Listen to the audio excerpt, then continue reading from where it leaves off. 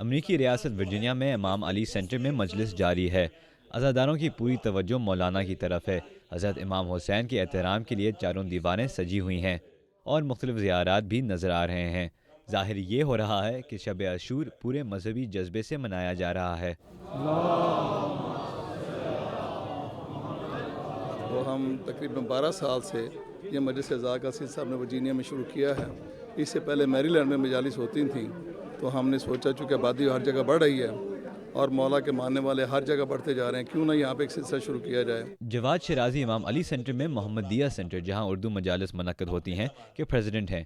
ان کا کہنا ہے کہ امریکہ میں محرم مناتے ہوئے انہیں زیادہ مشکلات کا سامنا نہیں کرنا پڑا۔ بالکل، امریکہ میں سب سے بڑی بات تو یہ ہے کہ ہم اپنے آپ کو زیادہ محسوس کر رہے ہیں۔ یہاں پہ پاکستان میں دیکھیے سیکورٹی کے لحاظ سے بہت خطرات ہیں، لوگ پریشان ہیں، بہت سی سیکورٹی کی چیزوں سے گزر کے جانا پڑتا ہے، لیکن یہاں پہ کسی قسم کا کوئی خطرہ نہیں ہے۔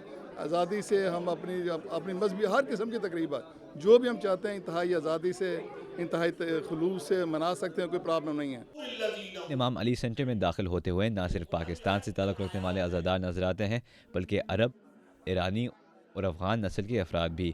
یہاں لوگوں کا کہنا ہے کہ امام علی سینٹر کی خصوصیت یہ ہے کہ بنا کسی جھنجھٹ کے ایک بلڈنگ میں مختلف رنگ اور نسل کے افراد عزاداری کرتے ہیں۔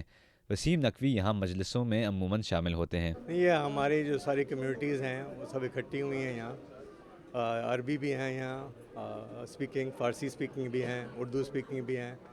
تو یہ سینٹر میں یہ خصوصیت ہے کہ یہ سارے لوگ اکٹھے ہوئے ہیں ایک جگہ پہ۔ مصطفیٰ اکونت امام علی سینٹر کے بورڈ ممبر ہیں۔ ان کا کہنا ہے کہ ایسے ادارے امریکیوں کو اسلام اور مسلمانوں کا منفرد چہرہ دکھا سکتے ہیں۔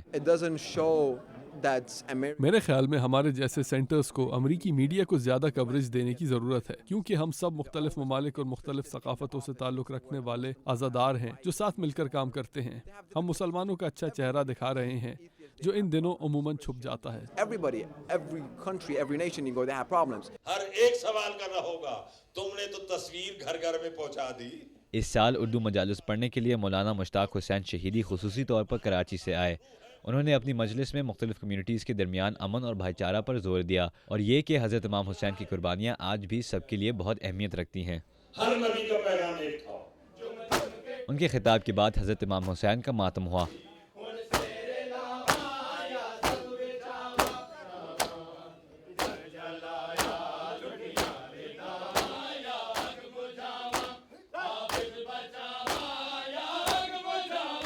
مولانا شہیدی کا کہنا ہے کہ انہوں نے امریکہ میں رہنے والے مسلمانوں کے لیے بھی مشورے دیے۔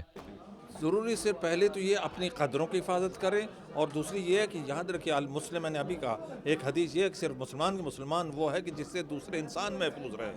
تو اگر یہ ان کے ہمدردی میں یعنی اپنی جو قدریں وہ اپنی حفاظت رکھیں، ان کو حفاظت رکھیں تو گھل مل جائے، پھر رہیں گے کیا؟